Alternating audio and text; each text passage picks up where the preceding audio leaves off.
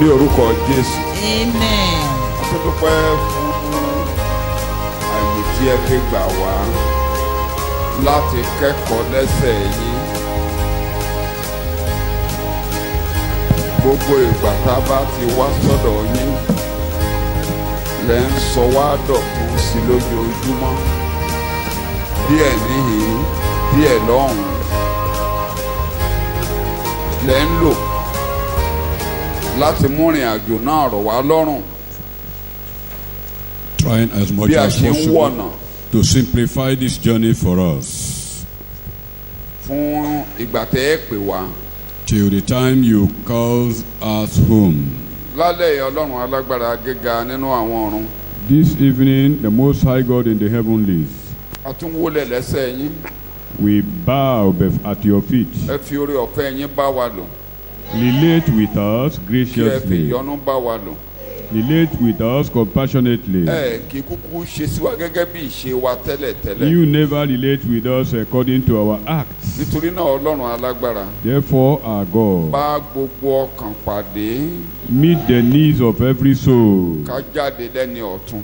that we might go home Ní orúkọ anew. Jésù Olúwa wa. In Jesus' name I pray. Ṣe agbéraga tí Bẹ̀ṣásárì ṣe abẹ́ ẹ̀ la ṣe wà ó sì kó ẹ̀kọ́ kan lẹ́yìn ìtàlẹ́ yìí kí a tún kó lórí àṣẹ yìí. We are still on the impious or arrogant feast of Belshazzar. Kí ẹ̀kọ́ lè so mọ́ra Dáníẹ́lì orí karùn-ún a bẹ̀rẹ̀ sí ń kà láti ẹsẹ̀ ìkẹẹ̀ẹ́dógún. To link up series of lectures, we can start from Daniel chapter 5 verse Ẹ̀kọ́ alẹ́ 15. kan bẹ̀rẹ̀ ní ẹsẹ̀ But kẹtàdínlógún. this evening's lecture starts from verse Mẹ́ẹ̀kan 17. bẹ̀rẹ̀ ní ẹsẹ̀ kẹẹ̀ẹ́dógún. Start from verse 15. Jẹ́ nísinsìnyí a ti mú àwọn amòye àti àwọn ọlọ́gbọ́n wá síwájú mi kí wọn kó lè ka ìwé yìí àti láti fi ìtumọ̀ rẹ̀ hàn fún mi ṣùgbọ́n wọn kò lè fi ìtumọ̀ and ọ̀rọ̀. tell me what it means, but they could not explain it. Èmi sì gbúrò rẹ pé ìwọ lè ṣe ìtumọ̀ ìwọ sì lè tú ọ̀rọ̀ tí ó díjú. Ǹjẹ́ nísinsìnyí bí wọ́n bá lè ka ìwé náà tí wọ́n bá sì lè fi ìtumọ̀ rẹ̀ hàn fún mi a ó wọ̀ ọ́ lé aṣọ òdòdó a ó sì fi ẹ̀wọ̀ wúrà kọ́ ọ lọ́rùn a ó sì fi ọ́ jẹ olórí ẹ̀kẹta ní ìjọba. Now I have heard that you are able to give interpretations and to solve difficult problems. If you can read this writing and tell me what it means, you will be clothed in purple and have a gold chain placed around your neck, and you will be made the third highest ruler in the kingdom. Nígbà náà ni Dáníẹ́lì dáhùn ó sì wí níwájú ọba pé jẹ́ ká ẹ̀bùn rẹ gbé Ibi ọwọ́ tí rẹ ẹ̀kọ́ alẹ́ yìí ti máa bẹ̀rẹ̀ ni wọ́n dé yẹn. jẹ́ ká ẹ̀bùn rẹ gbé ọwọ́ rẹ kó o sì fi ẹ̀san rẹ fún ẹlòmíràn ṣùgbọ́n èmi ó ka ìwé náà fún ọba èmi ó sì fi ìtumọ̀ rẹ̀ hàn fún un. Then Daniel answered the king, "You may keep your gift for yourself and give your reward to someone else. Nevertheless, I will read the writing for the king and tell him what it means." Ṣé ẹ jẹ́ ká dúró níbẹ̀ yẹn àgbàtà bá ń bẹ̀ kọ́ lọ a máa kà bí àwọn ẹsẹ̀ yẹn ṣe tẹ̀lé. Dáníẹ́lì níwájú ọba. Daniel before the king, Ọba Bẹ̀ṣásárì. King Belshazzar. Ó lóun á dá lọ́lá. He promised to reward him and Wọ́n á enrich sọ him di kẹta nínú ìjọba. and made him the third in command in his kingdom. Ẹni tó ń ṣèlérí He tí ó that, mọ nǹkan tó máa dé báwọn lọ́la. one that promises without the evidence of his getting to the fulfillment. Ibi tá a ti bẹ̀rẹ̀ náà ni pé Dáníẹ́lì kọ ó lóun ò ní ó ní kó mú ẹ̀bùn rẹ̀ sọ́dọ̀ ara rẹ̀. We start from where Daniel rejected the reward that he should Ó keep lóun his ní reward to ó ní kó himself. ó lóun ní gbà ó mú ẹ̀bùn rẹ̀ tira. That is, keep your reward, I will not Ìyẹn ni collect pé it. Dáníẹ́lì ń fara rẹ̀ hàn pé òun ṣèkan lára àwọn wòlíì tó máa ń ṣiṣẹ́ Olúwa nítorí owó tàbí nítorí ohun tán máa jẹ. Daniel, singles himself out that he happened not to be among the prophets that divine for gain. Eléyìí tí jẹ́ orí kẹta àbórí karùn-ún nínú ìwé Míkà tó ṣàlàyé ìkan tí àwọn òjíṣẹ́ Ọlọ́run dà ní Júdà kó tó di pé wọ́n lọ sí ìgbèkùn. Ẹni tó bá ti lówó jù bó bá ṣe gbówó sílẹ̀ sí bẹ́ẹ̀ náà ti máa ríran sí ọ. Just like a prophet Micah said that what happened in Judah before their captivity, that people hangs their prophecies or excellent prophecies on as much as you are able to pay. Kò sí ìgbà kan tó tán nínú ayé, ó kàn lè máa pọ̀ sí níkẹyìn ọjọ́ yìí. There is no time you can find it on this planet Earth. It's only it is multiplying this end time. Ìgbà tí Jésù Olùgbàlà ń kọ́ wa lẹ́kọ̀ọ́ ní Jòhánù orí ìkẹwàá. When Jesus taught us lecture in John chapter 10, nígbà tó ń ṣẹ̀kọ́ pé òun lo olùṣọ́ àgùntàn rere. saying he happened to be the good shepherd tó fi ẹ̀mí rẹ̀ lélẹ̀ fún àwọn àgùntàn. who laid down his life for the sheep. Ó ní àwọn alágbàṣe rí àgùntàn. He said the hearing saw wolf coming. Wọ́n forí légbó. They ran away. Ó lóun ló lágùntàn. He said he is the owner of the sheep. Ó lóun afẹ́mi ń wéwu fágùntàn. Instead of running away, he will endanger his life for sheep. Irú ẹ̀ la rí bàbá Dáfíd. That is what happened to David. Ẹni tó dà jẹ́ gbòǹgbò Dáfíd náà ni Jésù Olùgbàlà. And David is a metaphor of Jesus Christ. Ẹ rí i pé nígbà tóun náà ń ṣọ́ àgùntàn bàbá rẹ̀ lóko torí olùṣọ́ àgùntàn ni. Remember when he was keeping his father's sheep in the farm because he was a shepherd. Ó ní kìnìún kan yọ sí. He said a bear came to Ó ní him bíárì yọ sí. and lion. Ó ní wọ́n gbé àgùntàn. They pick young ones. Ó ṣe ṣe àwòmọ́. Ó lóun gbà àgùntàn lọ́wọ́ rẹ̀. He snatched those sheep from their hand, their Ó ní mouth. nígbà tó wá dìde sóhun gan, èmi lòun dìde sí ẹranko lásán. Ó lóun mú ẹbí bẹ́ẹ̀lì kan ní ó gba nírùgbọ̀n mú. Ibòmíì ó ní ó fa àyà pẹ̀rẹ̀pẹ̀rẹ̀. He said when those white beasts rose against him, he took over from them and tore them asunder. Àwọn ìkan nínú àwọn lion killers tó wà ní Bíbélì nìyẹn. David is one of the lion killers in the scriptures. Ẹ mọ̀ pé Samson jẹ́ kan lára wọn. You know that Samson is one of them. Ìkan lára àwọn òjíṣẹ́ Ọlọ́run tó ń bá Dáfídì ṣiṣẹ́ láwọn jagunjagun ìjẹ́ Benenia ni mo tiẹ̀ ti gbàgbé ìyẹn tiẹ̀ lọ àkókò snow ó lọ ká kẹ̀nà mọ́nù wò bóyá Elísẹ́ ọmọdódò mi àbí bí ẹsẹ̀ mi ò mọ̀ yẹn mi ò rántí orúkọ yẹn mọ́ wọ́n ló lọ bá nínú ní àkókò snow tẹ́yẹ̀ yẹn mú ó dẹ̀ mú kẹ́ni ó ka mọ́lé ó pa. One of the generals of David, he even went into the lion den in time of snow and killed the lion there. You remember that Jesus is the true lion of Judah. The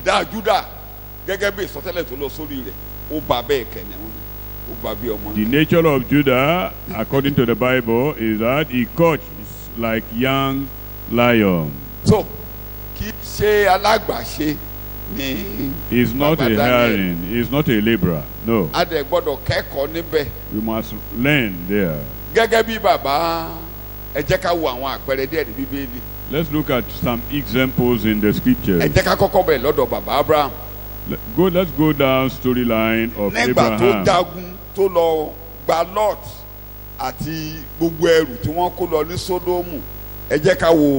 Genesis orí ìkẹrìnlá kákan kẹ́kọ̀ọ́. When he went to. Àkókò ọrẹ wà fójíṣẹ́ Ọlọ́run ó ní àkókò tá ń gbọrẹ ó lákòókò tá ẹ̀ gbọrẹ.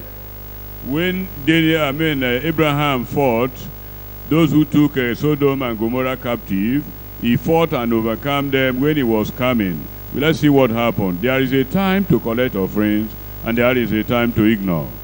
Orí ìkẹrìnlá. In Genesis chapter 14. 22, 23 gan la ń lọ torí àkókò wa. From verse 22 and 23.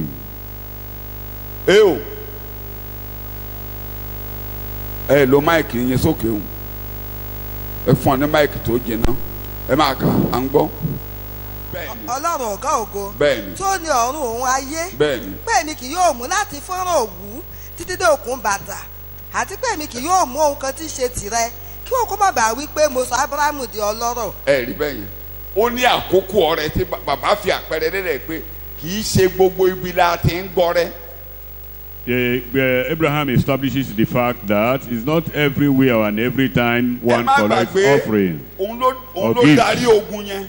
Remember, he led the òun ló kó battle ìkógun wálé. and he brought booties home. gẹ́gẹ́ bí ènìyàn ó yẹ kó kó ìkógun. Naturally, he should accept that. ṣùgbọ́n kò gbàgbé ẹni tó ń jẹ́. But he never forgot whom he kò was. gbàgbé ẹni tó wà lẹ́yìn. Neither the person behind kéde kan him. ni Abraham ń lò níbi tí ẹni bá ti sọ yẹn nù á jẹ̀jẹ̀ kó jẹ á dẹ̀ para ẹ̀ láyò tó bá ti gbàgbé. Abraham ò gbàgbé pé Ọlọ́run tó dá ayé àtọ̀run ló mú un ṣàṣeyọrí pé òun ló ń bọ̀ òun ló ń sọ ní dọlọ́rọ̀ kì í ṣe ènìyàn ló ń sọ ní dọlọ́rọ̀. One thing is sure in Abraham's mind, that God that created heaven and earth is the one that enriches and brings reward, not man. gbogbo òjíṣẹ́ Ọlọ́run tó bá ti sọ kókó yẹn nù á fẹnusẹlẹ̀ jẹ́ ní gbogbo tí èkó fẹnusẹlẹ̀ jẹ́. Any minister of God that loses that sight will definitely beg and receive gift always. ọmọ Ọlọ́run tó bá ti sọ yẹn nù á rọrùn. Any child of God that loses that very sight or revelation will enter into tí mo trouble. máa ń ṣẹ̀kọ́ òṣèlú pé kò rọrùn lórílẹ̀‐èdè wa gẹ́gẹ́ bí ẹlẹ́ran ara níbi tí a mọ̀ kí kìrìsìtẹ́nì wọnú òṣèlú kó má rọrùn tẹ́bẹ̀ jáde. Practically speaking, with the political terrain of this country, it is not easy for a Christian to get involved in politics without being destroyed, at least spiritually. kálára àwọn jagunjagun Nàìjíríà tí wọ́n pa nígbà bóyá ogun dínkà ló bá lọ àbí nǹkan kan ló bá lọ. ẹ jẹ́ kí mi lo èdè wa SUB ti wà ní nígbà tó wà ní UI gunwork. One of the generals slaughtered during one of the conflicts in Nigeria is Gowan, and he will happen to be an SU. Bàtán ti appoint ẹ̀ sí military officer láti lọ ṣe military governor kí náà ń pè wọ́n gbà yẹn. Wọ́n ti fi gbogbo òun ni Ọbásanjọ́ ló lé wọn dànù nígbà tó débẹ̀ gbogbo ẹni tán bá ti fi owó hàn nínú òṣèlú as governor he has become a politician. Ìgbà tó Ọbásanjọ́ máa dé lẹ́ẹ̀kejì gbogbo àwọn tó ti tọ́ òṣèlú wò pátápátá ló lé nínú sójà ó ní they are politicians ó lé wọn kó nínú sójà. Because these people have tasted money in politics, when Obasanjo resumed his office, he disengaged all of them from military, that they've become civilians. Jẹ́ kán lọ contest the election. That they should go and contest the election in town. Torí wọ́n ti fowó hàn wọ́n gẹ́gẹ́ bí èdè ọmọ mi kan. Money has been shown to them. So, àwa gẹ́gẹ́ bí Kristẹni. We as Christians. A gbọ́dọ̀ ṣọ́ra gbogbo bí kọ́ ni. We must be very careful. Gbogbo nǹkan kọ́ ni àmúwá Ọlọ́run. It's not all things that is the provision of God. Kì í ṣe gbogbo owó lè yàn ná. It's not every money that one spends. Èdè tó lò ní ó ní Ọlọ́run tó dá ayé àtọ̀. Say God that created heaven and earth. Ó lóun fẹ́ kó sọ pé ìwọ ló sọ mí dọlọ́rọ̀. I don't want him to say that you are the one that enriches me. Is he not God that enriches? Ọlọ́run máa ń máa kódà ó máa ń jà lórí òjíṣẹ́ Ọlọ́run kó òjíṣẹ́ Ọlọ́run má gbé wọn lẹ̀ tó bá níbi tí kinní kan ti ń lọ tó rí Ọlọ́run lára Ọlọ́run lè mọ̀ọ́mọ̀ wó kinní yẹn mọ́lẹ̀ kẹ́nikẹ́ni má lè ṣakọ pé èmi ni mo ṣe ẹnikẹ́ni ò ní lẹ́nu ọ̀rọ̀ pé ọpẹ́lọpẹ́ mi tí ò bá sí tèmi Ọlọ́run ló ń jẹ́ bẹ́ẹ̀. God always doesn't want to share his glory concerning his ministers with any human being, so that people will now take the glory supposed to in doing the work of God. Because of money. People believe that money is synonymous to the gospel. Get souls, and the gospel will move. Not money. Souls.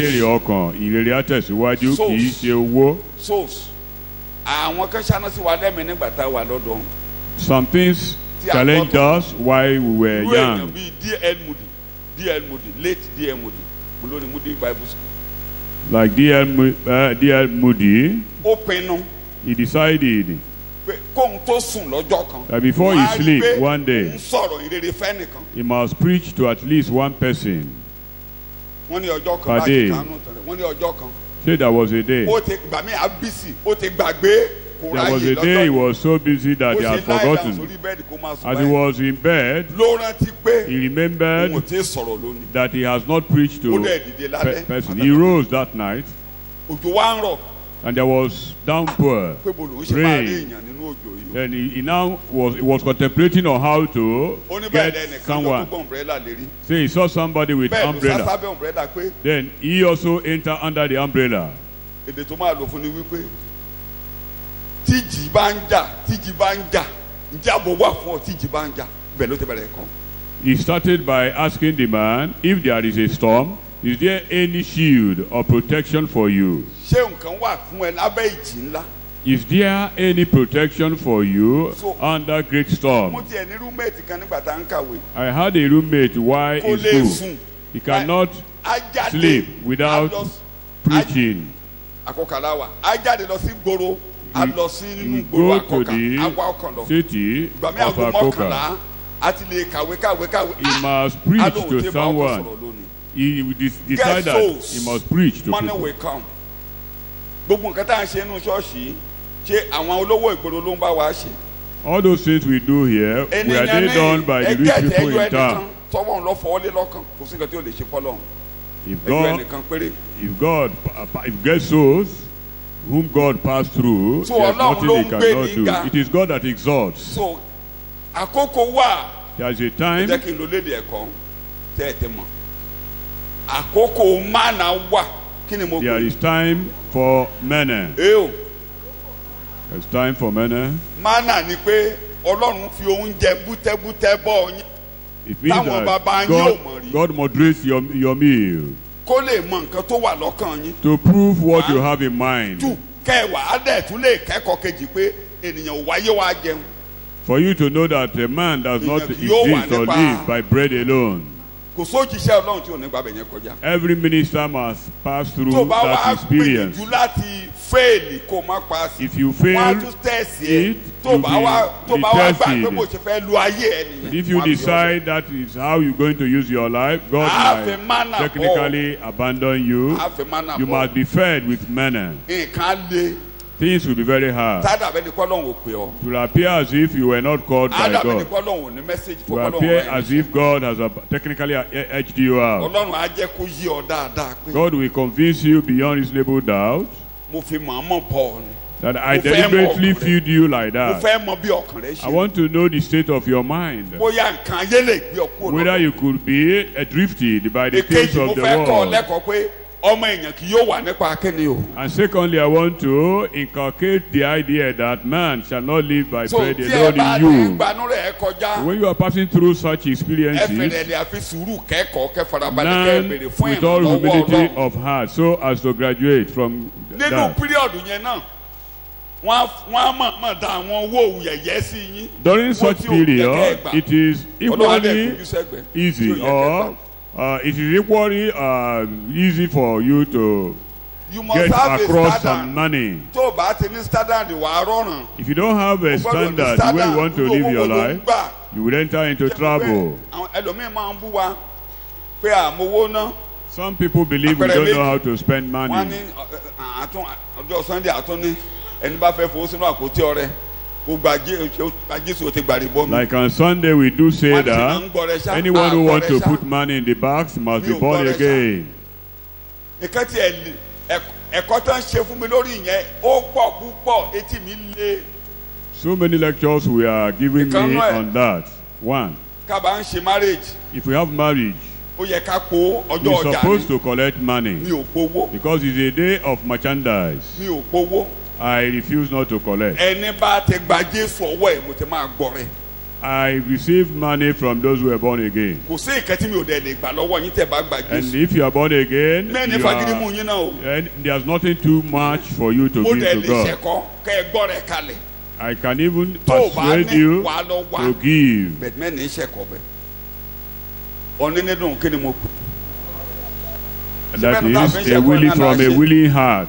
a bá ṣẹ̀kọ́ akẹ́sẹ̀ kó ń lẹ̀ wá wówó jáde. If we teach, you might be driven into the world to get money.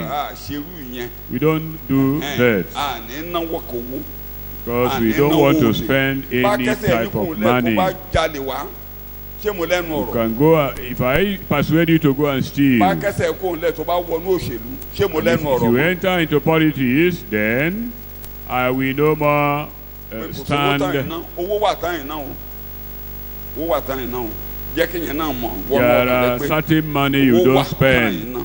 kódà mo sọ lójú yín rí àwọn bàbá wa tí mo fẹ́ràn dáadáa ìkan nínú wọn kọ́ wa lẹ́kọ̀ọ́ Our fathers in faith taught me, one of them. tí létí ẹ lọ́sùn ó kọ́ wa lẹ́kọ̀ọ́ ó dẹ̀ ṣàlàyé He explained ẹ̀kọ́ to yẹn wọ̀ mí us, lọ́kàn dáadáa and his message sank into my heart. kò wọlé mi ò múlò mo pinnu láti má múlò ó ní tí a bá ti lọ ṣèṣọ́jú ìta gbangba Say if we go for ó crusade, ṣàlàyé ìdí tó fi máa ń gba owó he gave example, he gave the reason why he did collect money during mo crusade. wá wo gbà tó ṣẹ̀kọ́ yẹn tán mo wo ìpè rẹ̀ mo wo ìpè mi mo rí ìyàtọ̀ pé mi ò ní ṣe ohun tó ṣe. I examined his calling and mine. They are almost two parallel lines. Evangelist He was an evangelist. àwọn kan tó kójọ yẹn á pe gbogbo ìjọ kọ̀ọ̀kan wá. All the souls that he gathered, he á gba would owó. invite all churches to contribute money. Ọlọ́run á ti pàṣẹ rẹ̀ ṣe ìyanu tí God àkànṣe performed ìyanu. miracles Ó through lóun him. ó láwọn tí Ọlọ́run ṣe ìyanu fún yẹn tó gba Jésù yẹn ó lóun fẹ́ kọ́kàn wọn kan wà nù iṣẹ́ ìránṣẹ́ wọn. That he wants the heart of those converted souls and the beneficiaries of the miracle to have their mind acquainted with the ministry. Ẹnìjọ tó a gba owó yẹn ó lọ ó kọ́lé ńlá kan ó ra engine gbogbo ibi tó ti ń ṣe track. He went to build a very big mansion and bought a kódà ó good sọ fún wa machine. nígbà tó wá ṣe sọjí Nàìjíríà He told us owó tó ná sí sọjí yẹn the money he spent on that crusade. ọ̀sẹ̀ kan ló fi kó gbogbo àwa òjíṣẹ́ Ọlọ́run throughout Nigeria including students tó kó wa lọ Benin àwọn èèyàn ló ti ṣẹ̀bọ́ ó fẹ́ bọ́ wa àwọn èèyàn ló lọ bóyá ṣe làwọn èèyàn gbowó yẹn ṣe ẹ̀wọ̀n yìí náà mọ́ Nàìjíríà mọ́ wọn. He wanted to feed all the ministers gathered there, including students. But you know how Nigerians, they are perforators. àwọn èèyàn tó wá sí Soul Winners Institute yẹn a ò lè dín ní 5,000. Those people that were there in the Soul Winner Institute, ìwé márùn-ún less than 5,000. And the individuals go home or went home with at least 5 textbooks. àwọn kan tún lọ ń ta. And even the books given to us free of charge were sold by some ministers. àwọn kan tún lọ ń ta. Some went to sell it. ó tún kó àwọn kan tó ń jẹ́ free evangelists. He brought some for free evangelists. 500 tapes ó gbé fún wọn. He gave them 500 tapes. ó gbé 14 Land Cruisers. He tán máa fi gave yíbò. 14 Land Cruisers for supposedly soul winners or missionaries. tẹ́yọ ẹnìkan tó tọ́jọ́ tó pẹ́ ní late evangelist Ọ̀kẹ́. Baba. The one that tarried longer was that of the late evangelist Ọ̀kẹ́. gbéṣẹ́ ìránṣẹ́ ó fi gbéṣẹ́ ìránṣẹ́ lọ sí Cotonou Republic ní Dahomey ní Togo. He took his own for missionary work in the Republic of Benin. tí wọ́n gba Land Cruiser ni wọ́n ẹlòmíì tó mẹ́mú yó tí Land Cruiser wó. Some, after collecting it, were after getting drunk, they were involved in accidents and terrible auto crash. olówó tí wọ́n fóun. He said the money given to him, he will use it for Nigerian crusade. That the money that were given to him by some ministers of God were not exhausted. His crusade was bigger than that of Bunke. That he never exhausted it. So ó ní òun fẹ́ ṣé owó tó máa ná ló fẹ́ gbà lọ́wọ́ àwọn yẹn tí ò rí tó ó ní àwọn yẹn tán bá ti fowó ìṣúra wọn ọkàn wọn ó níbi tóun ti ń tẹ tíráàsì ọ̀fẹ́ jáde yẹn ó lóun kẹ́kàn máa gbàdúrà síbẹ̀ kọ́kàn wọn wà ń bẹ̀ ó ní sọ tá a bá fẹ́ kọ́kàn àwọn ọmọ Ọlọ́run wà nínú nǹkan tá à ń ṣe ẹ gba owó lọ́wọ́ wọn mo gbà yẹn gbọ́ fún ìjọ mi ò gbà gbọ́ fún ìsọjí ìta gbangba. He said that wherever your treasure is, your heart will be there. That one is acceptable in church food, but not in open so ẹ̀yin tẹ́ ẹ̀ ń fowó services. sílẹ̀ fún iṣẹ́ Ọlọ́run yìí ọkàn yín ò sí ń bí. You that don't Ìdídá, give ẹyẹ money fò for the lẹ́yìn. work of God, Kí ni mo your pè hearts yín? are not here. Ee o ọkàn yín ò sí ń bí. Your hearts are not here. ẹ̀rùn rà á fi sílẹ̀ ọkàn yín ò bá wa You lọ. struggle to give to God. Your Yàtọ̀ sí hearts yẹn are gan. not here. dé ìsàlẹ̀ ikùn yín ọkàn yín ò sí lọ́run. And down deep your Ayé- heart, your ayé mind tẹ́ ẹ is kó jọ not láyé in lọ́kàn yín heaven. wà. You are basically after Bíbélì ni o. this Bíbélì world. ni o. Mo yà bàrà sílẹ̀ That's the ní o. scriptures. ẹ̀yin ọmọ Ọlọ́run àtàwọn òjíṣẹ́ You Ọlọ́run. children of God and God's ministers. Ẹgbàánú mánà kọjá kò ṣeé ṣe You kò pass ṣeé ṣe through kò ṣeé ṣe.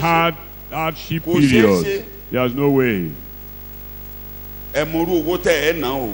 Examine Bàbá the wa type là ń of kà money ní o. you spend. Bàbá gbogbo ìjọ bàbá gbogbo Ísírẹ́lì bàbá gbogbo kèfèrí. This is Paul ló kọ́ wa pé bàbá wa ni o. Abraham, who is the father of the Jews and even the Gentiles too. Ó ní ṣé ìgbà Róòmù orí kẹrin ni. Ó ní ṣé ìgbà tí Ábúráhámù kọlà láàní ó gba Ọlọ́run gbọ́. Ó ní rárá.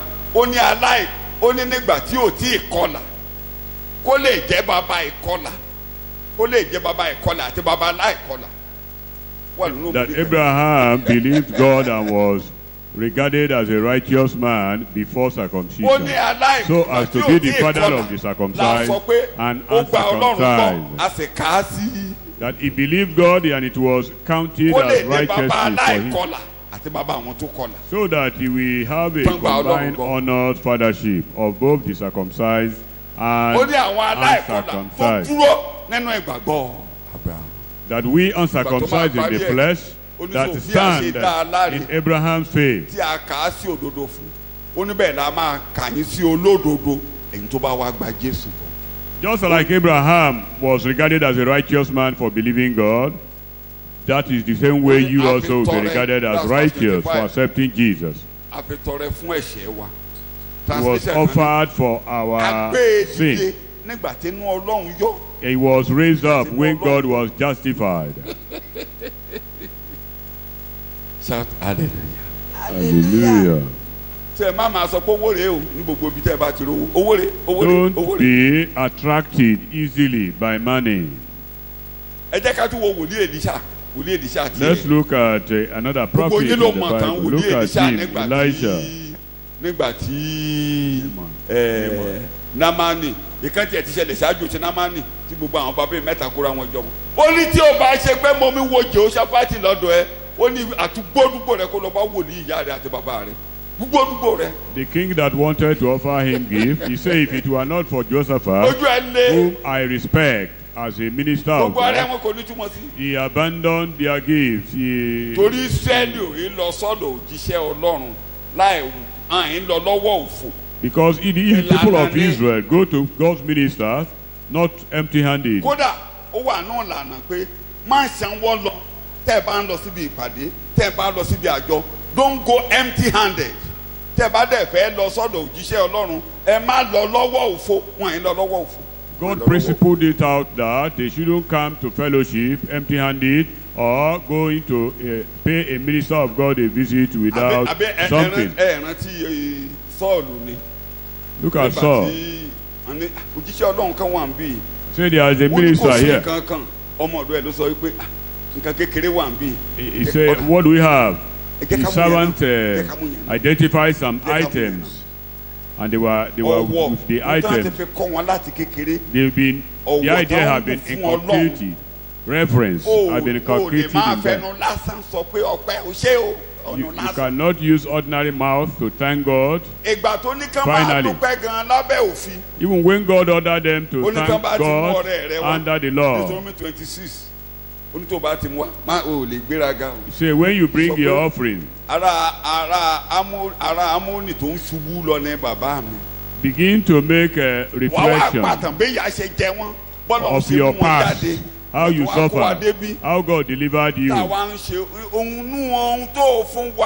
And out of what we were given, we bring this little. We only bring this little just for you to accept. àwọn adọ́pẹ́ nìyẹn. They come to thank So God. tẹ́ra àwọn principles kan wà tó jẹ́ pé tó ti wà ṣáájú òfin tó jẹ́ pé ó wà nù ìrere dọ̀la tá a bá ti ré principles yẹn kọjá nǹkan á nira.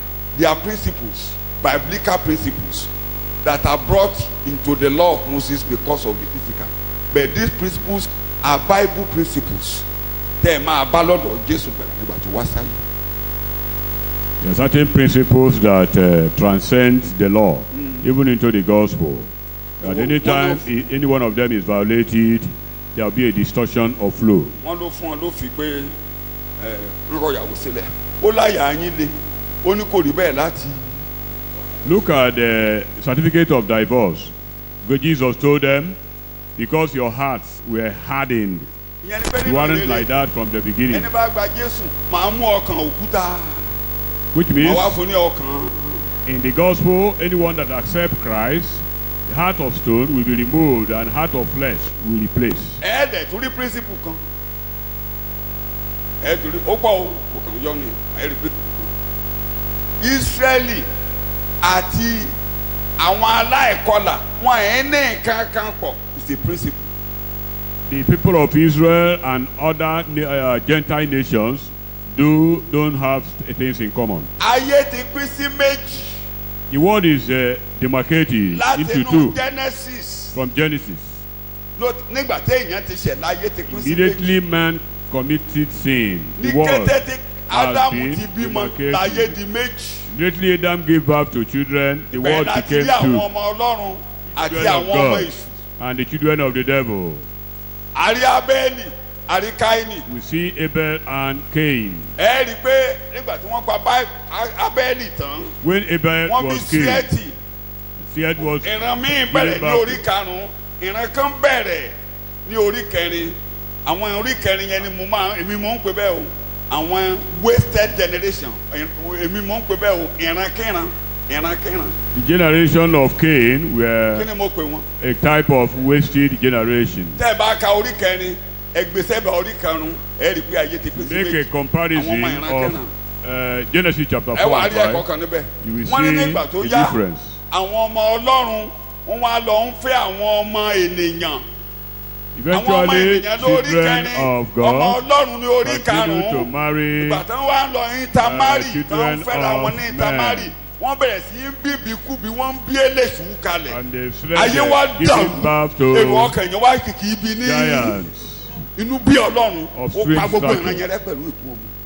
It's a principle. Because the world started multiplying with strange stature, Ìtumọ̀ méjìlá máa ń fọmọ statures. Ọlọ́run níbẹ̀ yẹn. And God Ìtumọ̀ destroyed tó the world practical, then. tó practical jù ní àwọn ọmọ ènìyàn lórí kẹrin, ọmọ Ọlọ́run orí karùn-ún. Gbọ́ bẹ́ẹ̀ bá tó wá pè ní ẹsẹ̀ míì pé torí a máa ń pa àwọn ọmọ Ọlọ́run ní áńgẹ́lì.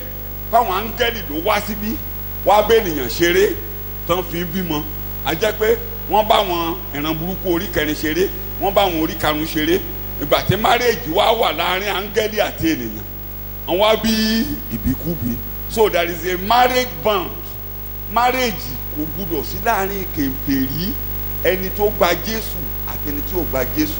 It's a principle. Kí ni mo pè é? Kí ni mo pè é? Ẹ kò gbọ́dọ̀ fa ìdọ́gbadàpọ̀ pẹ̀lú àwọn principle. The principle of a Christian not marrying an unbeliever remains because you are not equal. And when you yoke yourself together, there will be damages. Principles yẹn dẹ̀ pélé ìpélé ní kì í ṣẹ́kọ̀ọ́ alẹ́. There are several principles like that. So bẹ́ẹ̀ náà ni you give. The same you give. Bẹ́ẹ̀ náà ni ẹ ò ní máa gba ọrẹ nígbàkúgbà. It's not every time you collect gifts from people. Not every meal that is palatable for Jíjẹ ló pa a Ádámù àti Christian. Éfà àbí gbogbo nǹkan Adam náà and ń jẹ. Eve died Ṣé gbogbo because nǹkan tó wà of náà ọgbà náà food. nìkan jẹ? Is it all things in the Ìyàtọ̀ gbọ́dọ̀ garden wà nínú jíjẹ they tó máa were máa jẹ. instructed to eat? There are some to eat and some to avoid. Jíjẹ ló pa Ísáwù. Food destroyed Esau's future. Má jẹ́ ká yé bá ọ débi pé wàhálà lè lo èdè Ísáwù. Don't Iṣẹ́ ìránṣẹ́ máa allow wà títí láéláé. situations Ìlú ló to ń kú lọ push yìí. you Ipò into ìṣòfò. eating whatever comes your way. Owó ni Judas fẹ́ ná o. Judas Iscariot was after money. kí mo ló fẹ́ ná. He was after ó sọ̀wọ́ money. náà kò lè náwó ọ̀hún o. He couldn't spend the money. mo ní kò lè ṣe.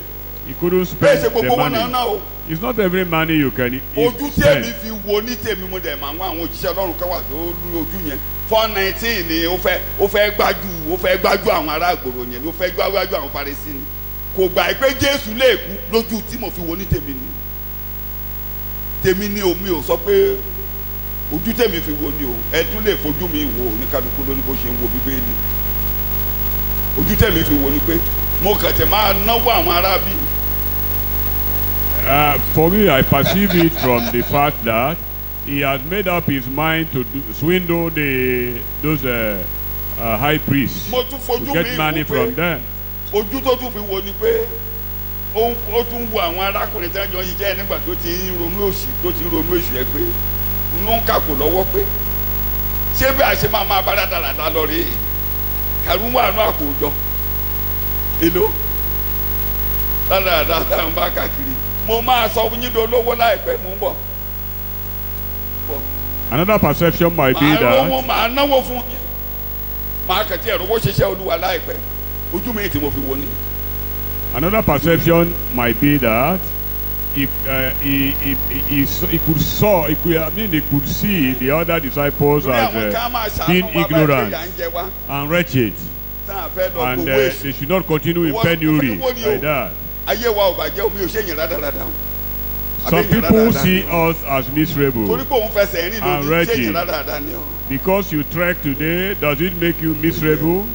aka Bíbélì níbẹ̀ láàárọ̀ ìwé àná àárọ̀ ní àti ìjọsìn inú ilé mo kàn dédé bú sẹ́rìn níbi àti ìjọsìn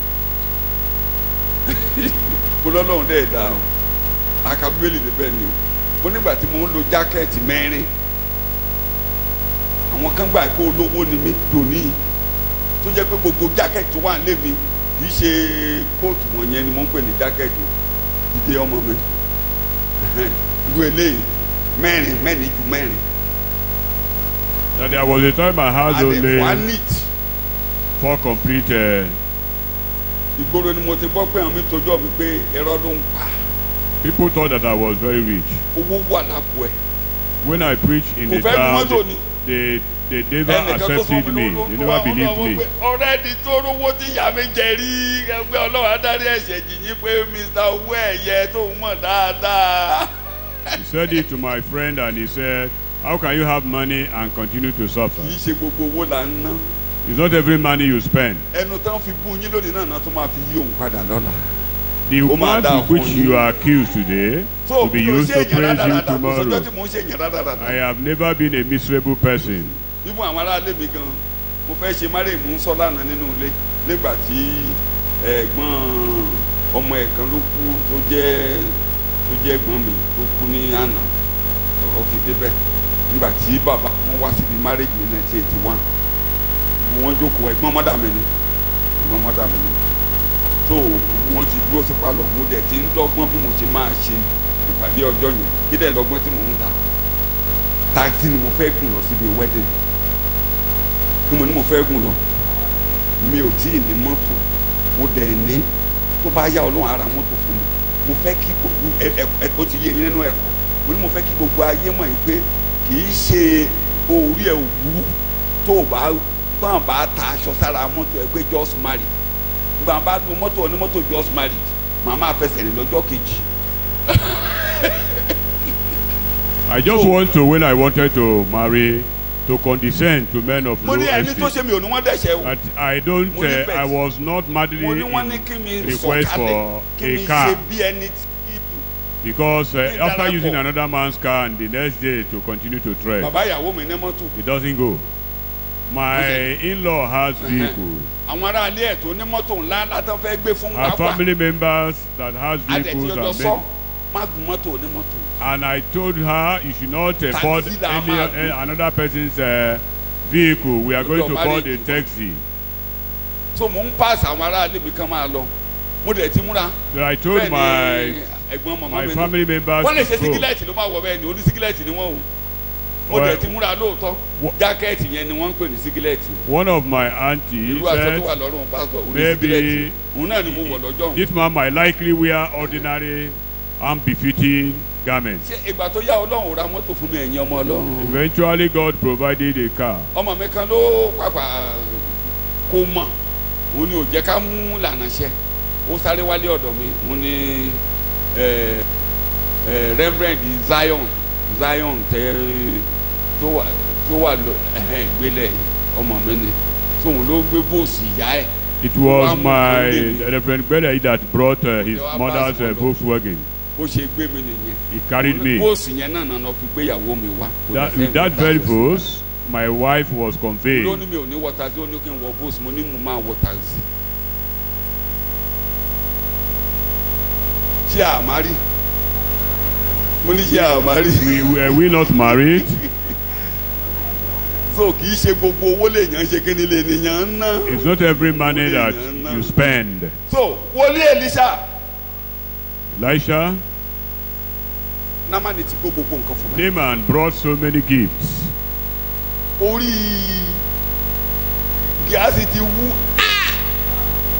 òṣì ló máa ta apá o ìwọ lòṣì máa ta apá òṣì ò ní ta wá pa nínú ìjọ. Gears was set aflame. pé owó rèé That these people will die owó ni miserably. ká kọ́kọ́ gbé ọkàn lèmi ń wá o ta ni mo ní I mò ń am wá. after souls, ẹ̀yin not náà mọ̀ money. ọkàn ni mò ń wá o. I am after souls, jẹ́ kó gba not Jésù, money. kó gbàrìbọ mi kó To jókòó be lábẹ́ saved ẹ̀kọ́. and baptized and sit ẹ̀yin ọmọ náà tó under wà ní lecture.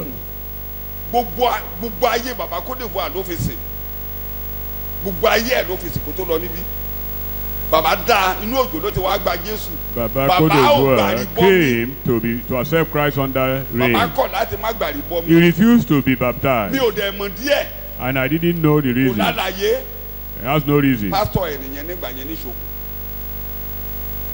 ṣọ́ọ̀ṣì wa ìṣòkò bàbá fẹ́ ra gbogbo olúvàs mo ní ká má gbà kọ́kọ́ lọ́wọ́ ẹ̀. He wanted to spend and to be spent Ìgbà tí for bàbá- the house church in ìgbà tí Isoko. bàbá sì parí ìjàkadì tó ń jà When Baba tó finished ṣàlàyé his ara conflict, rẹ̀ lọ síbi he Jésù, explained tó tú ọkàn ẹ̀ payá Jesus. bàbá lọ gbàrí bọ́ He mi. went to be ẹ̀yin baptized. ọmọ ọlọ́run wà bí ọ̀gọ̀rọ̀ yín ni ọwọ́ bàbá ló fọwọ́ kàn kó tó lọ ṣé mo parọ́. Many Leo, of you were touched bó ṣe by ké bàbá Baba. máa bọ̀ kó di pọ̀pọ̀ kó di sínú ọ̀rá. ọ̀pọ̀lọpọ̀ ìwé orin tó wà lọ́wọ́ yìí ẹlòmíín lára yín bàbá kó lè wọ àlóra bíbélì jàdàwé kẹ́tí wà ní tébù yẹn tó ní ká máa gbé sórí ọ̀tà jàdàwé ńlá dẹ̀dẹ̀. He bought Spent his Bibles, big Bibles, even for this church and the church in Ife. Ẹ̀yìnkùlé bàbá ó ń gbin ọ̀gẹ̀dẹ̀ síbẹ̀ bàbá máa ń tọ́jú special ọ̀gẹ̀dẹ̀ tí ò ní fọwọ́ kàn ọ̀gẹ̀dẹ̀ yẹn á tóbi láàrú àní pásítọ̀ ló máa jẹ. He harvests plantains, very big ones for the pastor. Bàbá ló ṣe igbó kan wà lẹ́yìn ìkùlé mi at 2000 and kẹ́nẹ́ ni nínú bàbá kú 2010 àbí bẹ́ẹ̀ kọ́ 2008 mo kó sílé yìí bàbá 104 ní nígbà yẹn bàbá was 102 tó mọ́gùn gan tó fún tó ṣan gbogbo ẹ̀ kan yẹn lẹ́yìn ìkùlé mi. Baba cleared the behind my fence ṣe jẹjẹ kó jẹ kí n. at the age of bàbá tó 102. jẹ́ pé òun ló mú CAC lọ sí Côte d'Ivoire He took CAC gbogbo ibi ló mú lọ. to tí Republic of bàbá ní Benin. ìjọ tóun ti dáyé òun tí ìgbẹ́ kọ́kọ́ wọnú ọkàn bí eléyìí. That since he was born, messages have never entered his heart like that. ìyàwó rẹ̀ ló wà ń bẹ̀ The wife is ló bá wà here. lálẹ́. ìyàwó ẹ̀ jókòó sí CAC. The mother, the wife was. bàbá òjò ń jẹ CAC. òun ló jókòó yẹn ó ní àbúkú bá wá ṣọ́ọ̀ṣì. The father, the man refused to eat her meal until she bàbá dá came ọbẹ̀ rẹ̀ to sí. the church.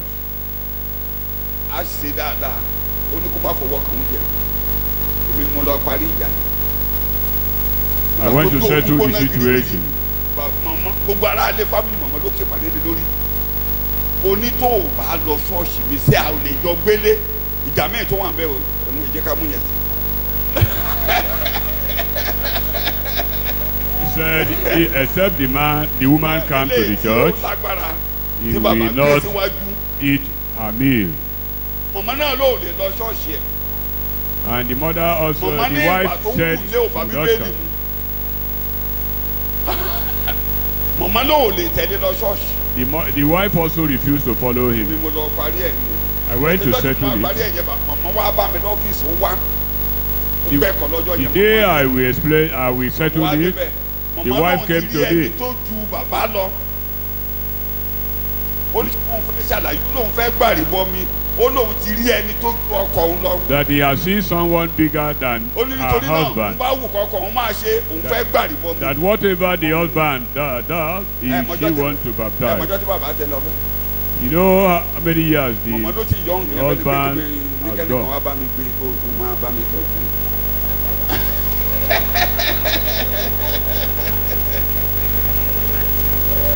á dà fún gbogbo wa o. Amen. shall be well with You know, us. for those personal illustrations but they are only good káfí láàrin pé kì í ṣe gbogbo owó láàrin náà. ó ní not all ẹ̀tẹ̀ money. námánì ló Friend. máa bá lọ ìwọ ọmọ yìí. See, the leprosy of ó bá lọ àbí kò Naaman bá lọ. shall remain with you. tó ẹ jẹ́ kọ́kàn yín balẹ̀. Ọlọ́run ló ń gbé ní ga Ọlọ́run máa gbé yín ga. It is God that exalts, and He will exalt you. ìyà ò lè jẹ yín níwájú Ọlọ́run. You can't suffer before Fọkàn ẹ God. balẹ̀ ohun tí ò tó lónìí á tún ṣẹ́kù lọ́la.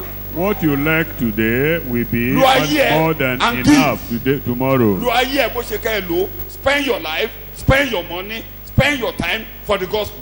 God will pay you. Amen. Ẹ ná ara, I repeat. ná owó, ná àkókò ní Spend fún your ìyìn time. rere. Spend your Ọlọ́run life fúnra rẹ̀ ló máa and your sọ money. ẹ̀san rere fún yín. Lift people up. Gbé àwọn tó gbé ẹlòmíràn lórí yẹn kọ́ ló máa sókè. san o. God will raise people. Ọlọ́run What á do I gbé say? àwọn èèyàn sókè. What do I say? Raise people. What do I say? We raise people. Mi ò ní lọ sí practical. Èrù a máa bà yín. Èrù a máa bà yín. Some other Èrù a máa bà times you yín. are startled. Ẹ ò lè tálákà láyé. Can never be miserable. Kò fẹ́ràn kó yẹ kí ẹni kó má ràn lọ́wọ́ ìwọ. Ọlọ́run ló ń bá sọ̀rọ̀. Ọlọ́run tó dá ayé àti ilẹ̀ tó dá ọ. Nítorí lọ́wọ́ tó ń dìmọ̀ tí ò tó ẹ kò tó ẹ gan kò tó ẹ lò. Even what you have is not Kò tó ẹ lò. sufficient for you. Mi ò máa ń yé tó lè máa gbà Nàìjíríà lóde òní tó tó ẹ ná. I don't know any amount Ew. you might be getting in this country that is Ew. sufficient for Kó you wá sọ pé torí òdélé because of the hardship, spend out economic hardship. and it will come in. The more you spend Push for it out. God, the more you O get. bímọ. O bímọ. You don't have a child. Spend your life, spend your time for the gospel. Àwọn èèyàn tí ń lo owó ìjọba láti kàwé lónìí. People Àpẹẹrẹ wà still nínú study ṣọ́ọ̀ṣì. under scholarship today. Pẹ̀lẹ́ wà ní ṣọ́ọ̀ṣì. Àwọn ilé epo bá ń gbé scholarship kalẹ̀. Àwọn ilé iṣẹ́ ńláńlá wọ́n ti òfin ni wọ́n fún wọn kán máa tọ́mọ Nàìjíríà. Wọ́n ti lè tọ́mọ tiẹ̀. Your About children it. can still be beneficiaries of scholarship Ó wà ń bẹ́ẹ̀. of various firms. Láti ní ká ṣe gbàgbọ́. That's why we said they should practice Christianity. Gbọ́ ti wá. Should listen to Ọlọ́run us. máa ṣe àkàmọ́ ṣe fún Sometimes ẹ. God, we Òun ni àwọn ọmọ tọ́lọ́run bá ṣe God bẹ́ẹ̀ does fún. it. Ó nídìí o. He has Kí mo reasons. sọ? He has Kí mo sọ? reasons. Gbogbo oore tọ́lọ́run ṣe fún wa ó nídìí o. Our Ẹ blessings. jẹ́ kó máa wọnú ọkàn Has yín. reasons. Kí lèmi yóò san fún Olúwa? What will I Fún oore give rẹ̀ to ní- God for all His benefits? Á dà fún wa.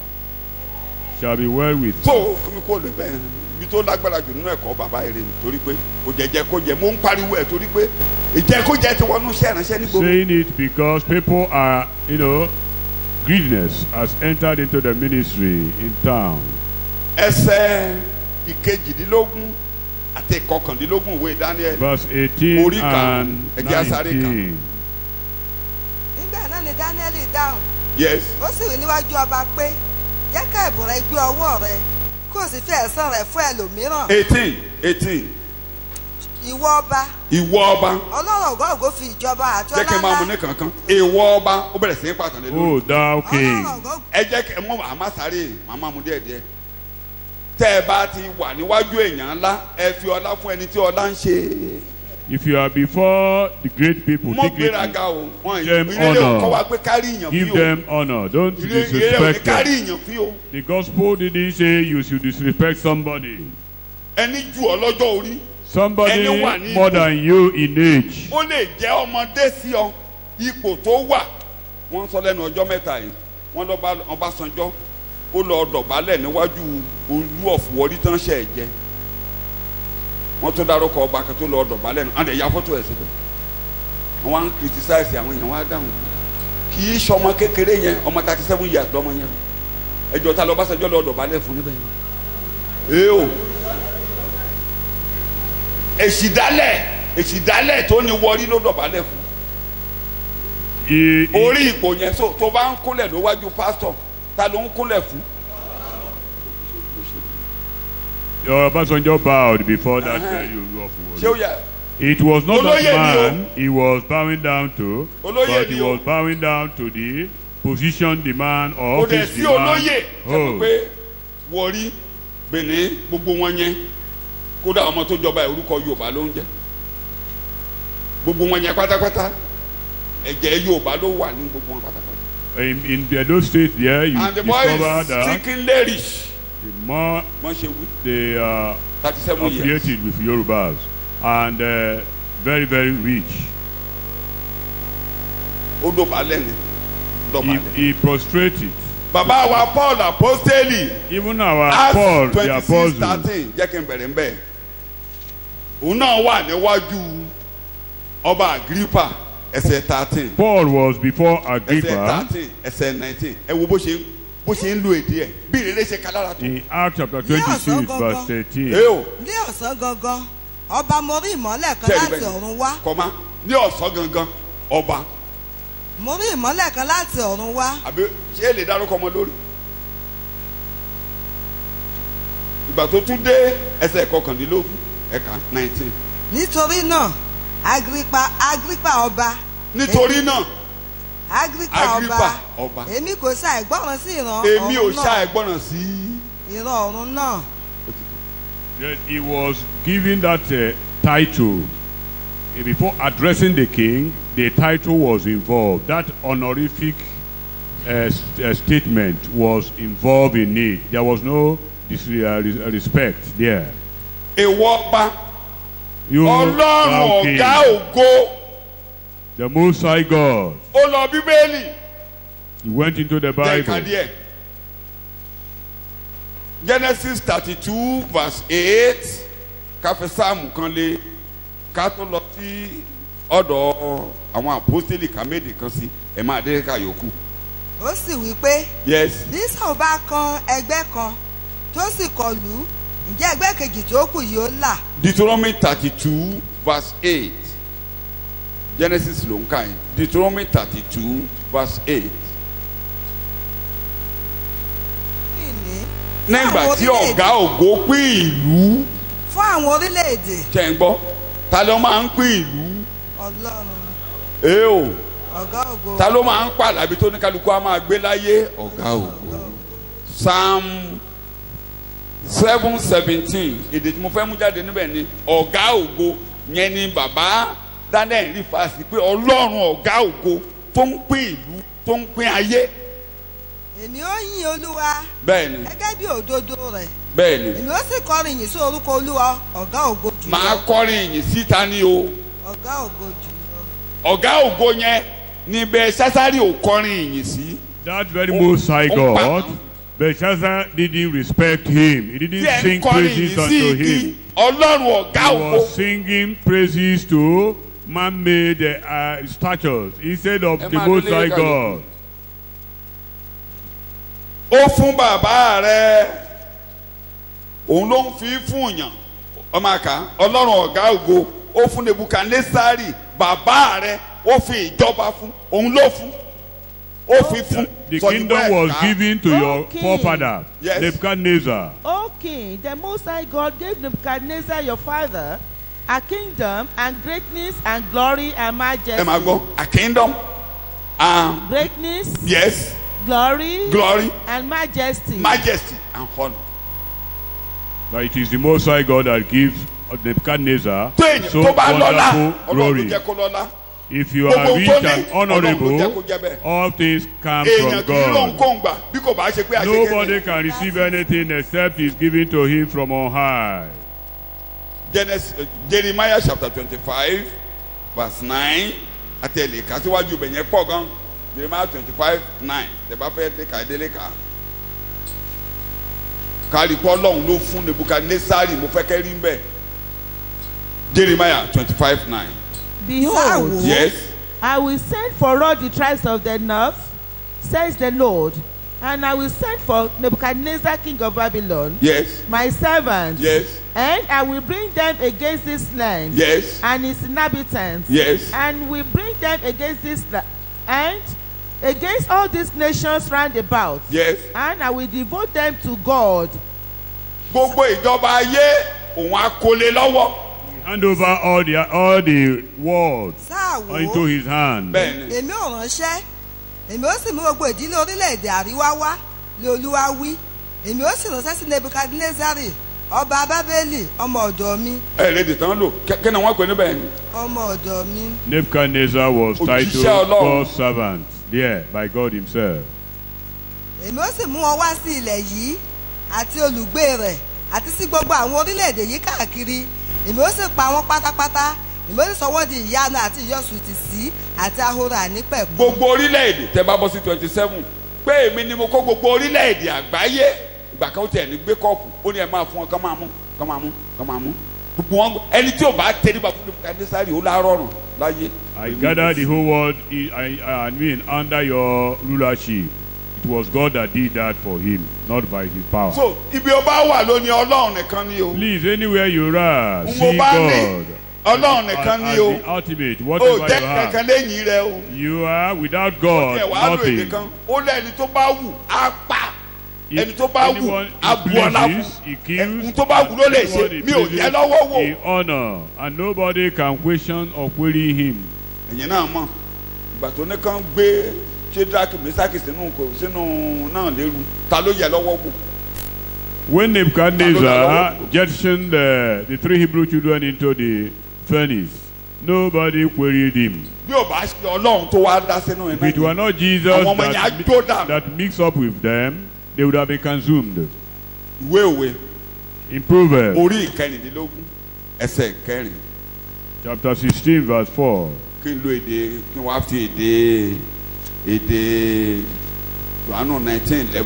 Olúwa ti ṣe gbogbo fún ìpinnu rẹ̀ Bẹ́ẹ̀ni nítòótọ́ àwọn èèyàn búburú fún ọjọ́ ibi. bẹ́ẹ̀ni Ọlọ́run máa ń yànyàn ó máa ń yànyàn kan God appoints Kó at ṣe a kà. particular time. ó máa ń yànyàn kan kó ṣe rere. He appoints one ẹ̀ka tá a to yẹn prosper. Nebukadnesari sí fún and ní ayé others- kó máa ṣèjọba lákòókò yìí. Nebuchadnezzar was appointed that time to rule and possibly overrule. Bẹ́ẹ̀ni ọ̀kárí John 19:11 ẹ jẹ́ ká gbọ́ èdè tẹ́ni yẹ́lò níwájú Jésù tó ó fẹ́ rọrùn sí èdè ń gan.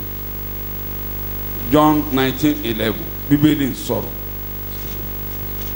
Yes. Jesus answered, have any power or authority whatsoever against me, if it were not given you from Èdè tó fẹ́ above? mú níbẹ̀ ọba yẹn ní ó mọ̀ pé mo ní agbára láti tú ẹ lẹ̀ mo ní agbára láti pa ọ́. Jésù ní ò lágbára So Ọ̀run Pilate láti said fi- to him, ọ̀run láti fi fún ọ. do you not know that I have power, authority to release Ọ̀run you? láti fi fún ọ. Jesus told him, Àwọn you don't have ọlọ́run fún power. èèyàn ṣe. You are only permitted to do that by the heavens, Má by sí God. lóòótọ́ Ọlọ́run bá gbé ọ Don't débi misuse whatever privilege or Ṣọ́ra o. chance you have. bó jẹ́ olórí àwọn ọmọ tó wà níwájú ẹ ló wà lọ́dọ̀ ẹ lónìí o mọ nǹkan tán máa jẹ́ lọ́jọ́ ọ̀la o. The children Má ṣì lò ó. before you today, you don't know what they will become tomorrow. Bàbá àti ìyá má ṣì lò ó wọ́n kọ́ ọmọ ọlọ́mọ tí ọ. Parents, o don't mọ misuse. o tiẹ̀ mọ̀ bóyá ọmọ yẹn ló máa tọ́jú ẹ lọ́jọ́ ọ̀la má ṣì lò ó. You Má don't ṣì even lò know ó. whether you'll be taken care of by that very Yóò bá particular náwọn child. orí ọlọ́lá ní kí ni mo pè é. Because you cannot tó bá tún predict wá dénú ìjọ ọlọ́run lọ ṣọ́ra ẹ conclusively dáadáa. about the future of ìjọsọ your tóbi children. àwọn èèyàn ńlá ló ń bẹ nù ìjọ ó dẹ̀ lè mọ̀ bọ́n ṣe tó ìjọsọ tóbi gan èèyàn ńlá The tó church is so mọ̀ great that tọ́lọ̀ ń gbójú sí lára tó da ẹ̀bùn lé lórí tó wà nù ṣọ́ọ̀ṣì sì lè rí wọn lónìí. the church is very great a sọ pé irú ẹ because mọ they sọ̀rọ̀ have sọ the nature of God in them. ìjọ You cannot bó ṣe ń wé èèyàn tóbi o Man Kí ni mo wí? naturally is very great. so wọn bá fún ọ lónìí Whatever you are given today, bẹ́ẹ̀ lọ́hùn tìrà ẹ̀ kọ́ lọ́hùn dá ọ beg lọ God to help you to use it. má kanra o mo Very ṣílò well. mo ṣílò mo Don't ṣílò be touchy mo and ṣílò don't misuse those a fún ọ ní privileges. o You were only àkókò given. tiẹ̀ ní o That's your own time. àkókò tiẹ̀ ní o That is your own time. ẹlòmíì wà bẹ́ẹ̀ tó dáa ju ọtọ́ lọ́hùn fún o There are some that are better off that we are not ẹlòmíì lẹ́bùn given. ju ọtọ́ lọ́hùn fún o There are some that are better tọ́lọ́hùn off fún ní that we àyè are yẹn o not àyè given. tá a fún ọ fún ìgbà díẹ̀ This chance you are Kí ni mo given pè? or privilege is for a while. kí ni mo pè é It is for a while. ká lò nílànà bíbí Let's use it scripturally. kí ni mo ní kí ní ká lò Let's use it scripturally. á dà fún wa. Shall be well with us. abẹ́rù ìtàn burúkú náà palẹ̀ lórí yẹn o. Look at bàbá ẹ̀ the bàbá story, ẹ̀ láì ẹni tó the bá wà narration there that was ẹ retold. jẹ́ ká máa kà bọ́ ṣe ń pàtàn wọ́n ń pàtàn fọ́mọ yẹn òun náà rọrùn ẹ ní rọrùn He lórúkọ entered into Jésù trouble. May you not enter into trouble. máa kà lọ mò ń gbádùn ẹ.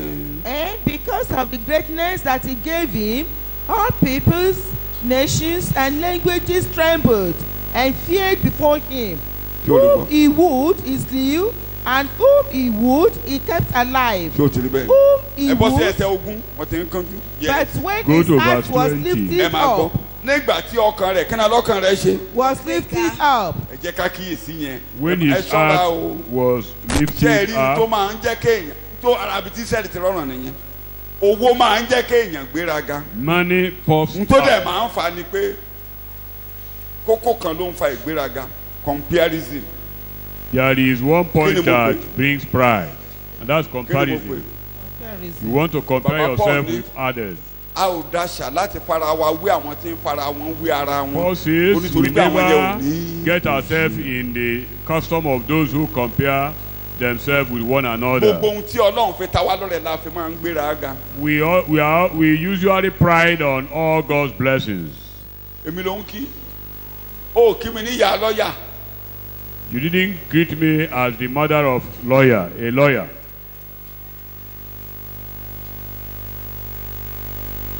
ẹgbẹ́rẹ́ ọ̀dọ́dọ́ ẹgbẹ́rẹ́ dọ́kítọ̀ mo ti ń bọ̀ ni Why didn't you give me that reference of a mother or a father of a doctor? ṣé ìwọ ló sọ wọ́n di lọ́ọ̀yà. Are you the one Who is the that one that makes does a child lawyer? àwọn àrùn ọmọ tó mọ̀wé jù wọ́n tí wọ́n ya wèrè Don't you know there are some that are more brilliant than your ṣé gbogbo wọn tó lọ child yunifásitì ló graduate. that were mad? Not all that nǹkan ṣe got nígbà tí wọ́n ṣe admission di graduates. education ṣe course system ó bẹ́tà ayé ìgbà ọmọ ẹ ti jù èèyàn máa ń bọ́ṣọ ní hall ẹ̀ẹ̀kan lọ́dún náà ń ṣèdánwò èmi àti máa ṣeré ìdánwò adé wọn á kó oògùn jẹ mo jẹ oògùn yẹn rí dexamfetamine sulfate orúkọ ẹ nìyẹn. During the time that the examinations were done Ara ìlú ẹ̀ once, báyìí wọ́n kọ poison at the end of the 2 mo semesters, rà á mo dẹ̀ fa people mo ní nonsense drug poison. themselves. They drug themselves so as to cope. mi àtúrà báyìí nínú hall Some will take even ẹrù put pélé náà off. ti ṣe dexalogo Some will be lórí disturbed èyí. mentally.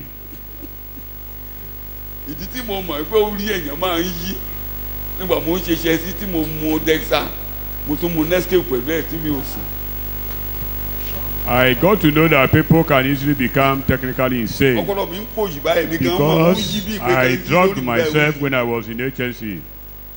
ẹnìkan ló kọ́ mi ní ọ̀nà tá a máa lò kí n tó bọ́ wọ́n kẹsẹ̀ mi sókè báyìí.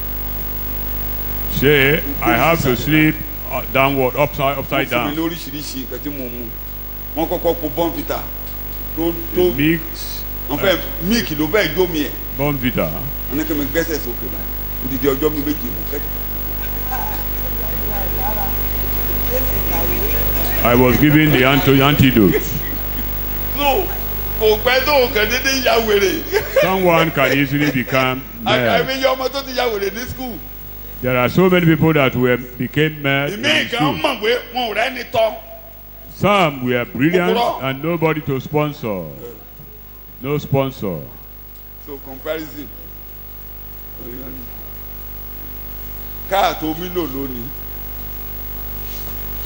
at least ìgbà kan wà tó yẹ pé mo fẹ́ kí kí bíbùtù báwọn tí mọ́tò bá máa kọlù ń kó jẹ́ bíbùtù. There's somebody bíbùtù mélòó ló wà ní gbòòrò lónìí báyìí. now say that the best car must be Benz, Mercedes-Benz V-Buick. That if he's killed by a V-Buick, is glorious. mo wà ní ṣọ́ọ̀ṣì Ọ̀tàpẹ̀tẹ̀ ní last week. gbogbo nǹkan mo máa ń wò n bá lọ bìkan everything mo máa ń wòran gan. bí mo ṣe ń gbẹ́kọ̀ọ́ ẹ̀kọ́ tó bá ti dákòókò ẹ̀kọ́ yẹn mi ò ṣe nǹkan kan ju gbogbo ẹgbà tó bá ti ń ṣe ayẹyẹ wọn màmá àwòrán bẹ́ẹ̀ tó bá ti bẹ̀rẹ̀ ẹ̀kọ́ mo fẹ́ gbọ́ ohun tẹ́lẹ̀ fẹ́ sọ. I am sensitive to lectures and also Tàlàsó observant. ní ilẹ̀ ṣọ́ọ̀ṣì Ọ̀tàpẹ̀tẹ̀ gbogbo nǹkan méjì ó pọ̀ ó ní méjì jáde ìkejì pipe organ tó wà ń bẹ̀ Methodist Ọ̀tàpẹ̀tẹ̀ ló kọ́kọ́ ní pipe organ Àjànàkú ló rà á orúkọ ẹ̀ tó wà lára ẹ̀. The first pipe organ in Ọ̀tàpẹ̀tẹ̀ there were bought by Ajanaku, and the inscription of his name is wọ́n there. Tàlàsó lẹ́gbẹ̀ẹ́ ta ló ń lo Tàlàsó lò ta ló ń lo Tàlàsó lò. n bá fẹ́ kọrin báyìí màá ní kàn tẹ pipe organ nínú nǹkan tó mú un bẹ́ẹ̀ pipe organ wà nù kélégbé tó mú yẹn. In this keyboard, àtọ́sìn there is pipe organ there. pipe organ wà nù ẹ̀ gbàmí tó bá ti fẹ́ tọ́lú màá ní pipe organ ni mo fẹ́ ká lò lónìí. ìgbà kan wà tán rẹ̀ ní tẹ̀tẹ̀ lọ́rọ̀. There was a time wọ́n ń tàlé ṣọ́ọ̀ṣì mẹ́ta ló ń tàlé nobody to operate that of Iloro there. There was Ọ̀tàpẹ̀tẹ̀ conflict. ọmọfẹ́ Ìlọ́rọ̀. So Ọ̀tàpẹ̀tẹ̀, Ọmọfẹ́ and táàkà Iloro. ọmọfẹ́ àti Ìlọ́rọ̀ sóò ṣe tó jẹ́ pé wọ́n gbé ogún kan sọnù wọ́n bàjẹ́ dọ̀la. A particular face there was South spoiled. níbi tán ti bẹ̀rẹ̀ college mo máa lọ ń gbàdúrà bẹ́ẹ̀ dáadáa ibẹ̀ yẹn máa dá o. To go to General Road there, Morocco kó Road. bá fẹ́ gbóhùn ọbẹ̀ kó bá fẹ́ sọnù. To get there now, it has become a thick forest. Formerly, we have various structures there. ìjà láàrin Ìlọ́rọ̀ àtọmọfẹ́. Because of the conflict between Iloro and Ọmọfẹ́. ọmọfẹ́ láwọn ló ní. Ọmọfẹ́ claimed ownership of it, kàkà kékun mọ́ ń jẹ sèse ká fi ṣe. and the place is Anglican kan ṣoṣo. a forest now. á dáa fún yín o. Shall be well with you. iṣẹ́ Ọlọ́run náà dẹ̀ ń ṣe o. You are doing the work of God. iṣẹ́ Ọlọ́run náà ń ṣe yẹn. Are they doing the work of God like iṣẹ́ that? Ọlọ́run náà ń ṣe yẹn. Is that the work of God? kì í bí kékeré ló ń bẹ̀rẹ̀ ìgbéraga náà ni mo jù ọ́ lọ Pride mo jù ọ́ lọ ló is fà á. the key. I am more than you, Ṣẹgbẹ́rẹ́. or you are below me. ṣẹgbẹ́rẹ́ ọmọfẹ́ òṣègbè Ìlọ́rọ̀ Ìlọ́rọ̀ òṣègbè ọmọfẹ́ àjù ọ́ lọ àìṣègbè yín àjù yín lọ ibi tó ti bẹ̀rẹ̀ nìyẹn. That's where how we get a problem. kí ni ẹ ní Priding on what they kí have. ni ẹ ní tí o ṣe pé ṣe ni à ń fi fún mi. What do you have that you were not given? gbogbo tẹ ẹ ní pátá láyé Everything you have. gbà ẹni tó You are only ẹni tó given. fún ẹ bá gbà kan níbẹ̀. If the giver withdraws anyone there, then ẹ̀yin you will ọkùnrin tó ń lose. bẹ́ káàkiri tẹ́ ń ṣàgbèrè káàkiri yẹn tẹ́ni tó fún ẹ bá síìsì ẹ̀ lóbìnrin.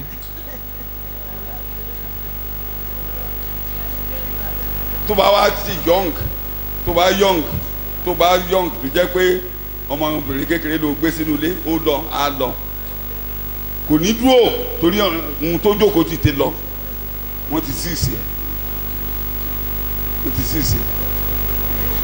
tó ń ṣakọ. If your manhood or whatever is nǹkan méjì wà withdrawn, láyà ẹ tó ní kí gbogbo ayé wa máa wò kí káńsà bá then you are wọ technically wọ́n bá gbé. castrated.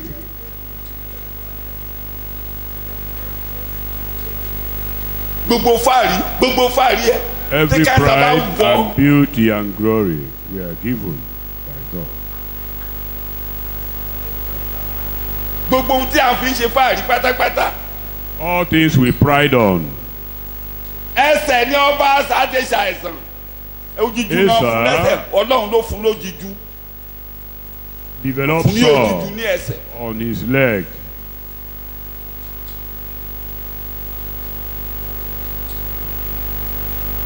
But when his heart was lifted up, tí ò ń gbọ́ and his mind and spirit were hardened, that èdè méjì ló wà bẹ́ẹ̀ ọkàn rẹ̀ gbéga His ọkàn heart- rẹ̀ lé His heart was lifted up and that- hardened. so so that he dealt ó hardly. jogún ọ̀ràn látọ̀dọ̀ Lúsífẹ́rì ìràwọ̀ òwúrọ̀. Inherited bad attributes from Lucifer, the morning star. Harden ẹ máa délé wo ẹsẹ̀ àkókò ti lọ. Harden ìtumọ̀ pọ́kàn èèyàn lé kò sẹ́ni tó lè bá ẹ sọ̀rọ̀ wọn ò lè gbà níyànjú. You are above everybody. When you remain unrepentant, ní adviser. nobody advises you to acceptance. You don't have anybody you fear. Gbàgbá ti ṣẹ̀kọ̀ gbéyàwó fáwọn ọmọ. Gbàgbá ti ṣẹ̀kọ̀ fáwọn ọmọ. Ara àwọn ẹ̀kọ́ tí mo máa ń ṣe fún un. Ọmọ tí ò bá ti ló ní ìbẹ̀rù la fi ń gbélé ayé. You live in this world with fear. Ọmọ bá ti wà nínú ṣọ́ọ̀ṣì báyìí tí ò respect wa tí ò bẹ̀rù wa tí ò bẹ̀rù àwọn òjíṣẹ́ Ọlọ́run á wí ìdúgbò àwùjọ lójú á lọ sí no man's land á lọ gbé ohun tó wù wọn àtìyàwó ẹ̀ kò sí oníbẹ̀rù so at any time wọ́n lè fìbò gẹ́ra wọn lórí bẹ̀tẹ̀ ọmọ tó níbẹ̀rù wa níbí. But any child that is in our midst who fears, at least who respects us, ó bá pẹ̀ lórí fóònù can be tamed. sọ fún kan mo ní ọmọ mi kan ó mi bínú lọ́wọ́ ilé ẹ̀mí gbóná. One of my children was angry and there was turbulence in the family. Mo dárúkọ ẹ̀ lẹ́ẹ̀mẹ́ta. I called him 3 Kò gbé times. fóònù kò gbé ó wá pè mí padà gẹ́gẹ́ bí ìṣe rẹ̀. He called me back. Mo ní mi ò fẹ́ gbọ́ nǹkan kan mọ́ odùjọ́ tó bá fojú kàn mí.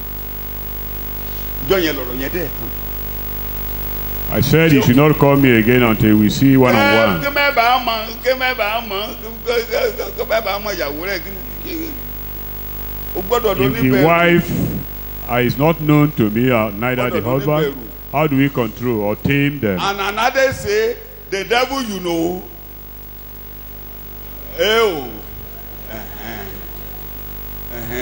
Cancer ìkan lára àwọn tíṣà ibi tọ́mọ mi ti ń ṣiṣẹ́ n tí màrí ọmọ òun tí màrí nọ́mbà yìí lórí ìgbà yẹn ojú ẹ lé bóyá ọdẹ ti fẹ́ márì báyìí ojú ẹ lé ó lóun ti ṣe káàkiri márì ọ̀gá kan níbi iṣẹ́ akànṣọ́ ọmọ ní báwo tiẹ̀ ní ó wà mí lọ téèyàn bá ti wà mí ní mọ́tò máa tó jọ́sìn ó gbé mi lọ sóòsì tó jọ́sìn ó ní ẹnìkan ọ̀gá kan tiẹ̀ pé wọ́n fẹ́ bá òun sọ̀rọ̀ ó lóun ní important word ó lóun kọ́ rògbọ́rọ̀ gidi ní